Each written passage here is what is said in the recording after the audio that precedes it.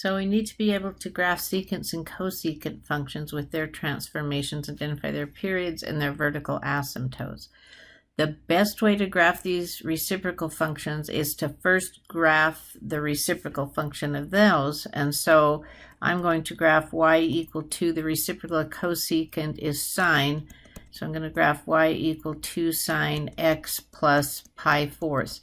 And that's going to be an excellent sketching aid for me to see how to graph cosecant.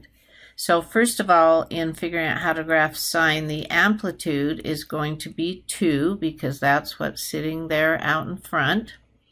The period for sine is 2 pi, and since there is not a coefficient on the x, it's a 1, so the period is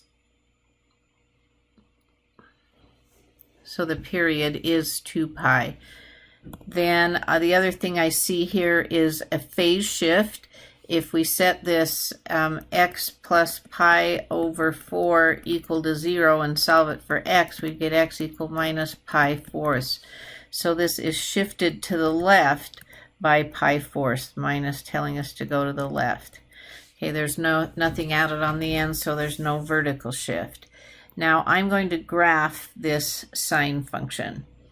Okay, so it's going to be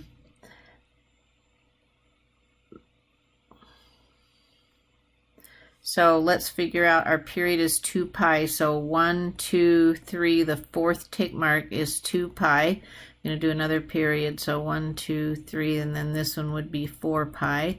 So half of that's pi and half of that's pi over 2. So our tick marks there are pi over 2.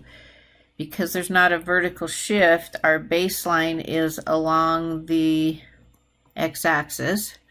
And now, because it's sine at 0, it's 0. And I'm just going to put an x because then I'm going to do the phase shift in a minute. And the amplitude is 2, so in the next fourth of a period it's going to be at its max, and then cross, and then a minimum, which is down 2, and then cross, and then maximum, cross, minimum, cross.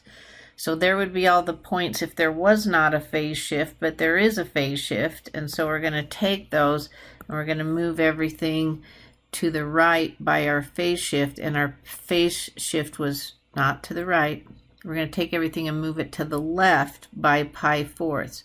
So our tick marks were pi halves, so half of a tick mark is pi fourths. So I'm going to go to the left by pi fourths, and then I'm going to go to my next one and move it to the left by pi fourths. So every x that I put in there needs to be shifted to the left by pi fourths, which is halfway between the tick marks.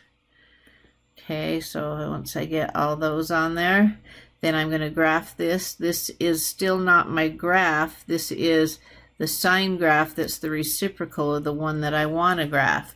But why I would graph that first, now graphing the cosecant is going to be easy because the cosecant will have asymptotes, which we need to find. And those asymptotes would be the places where the sine is 0, because they'd be the places where if you tried to put the sine on the bottom, 1 over sine, you'd be dividing by 0.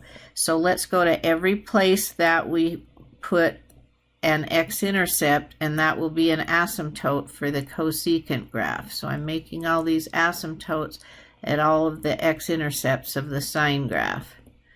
So there they all are, and in fact let's list them because that was something that we would be asked to find.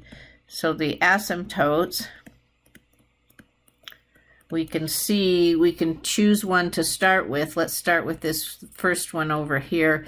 That was 0, and then we move to the left by pi fourths. So it's going to be at x equal negative pi fourths.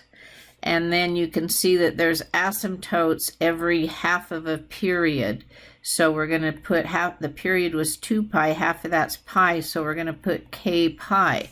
That means if k was 1, we'd add pi and we'd be over to this next asymptote right here. And then if we added another pi, we would be to the next asymptote right here, and so forth. So there's all of our asymptotes.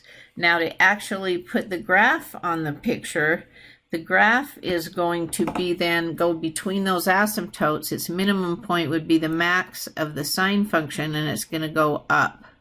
And then the next one would be, its maximum would be at the min, and it's going to go down. And so we can easily put the cosecant graph once we have the sine graph. So that red sine graph in the middle is not part of the graph. It was my sketching aid, and my cosecant has those asymptotes, but it's the blue is my cosecant graph.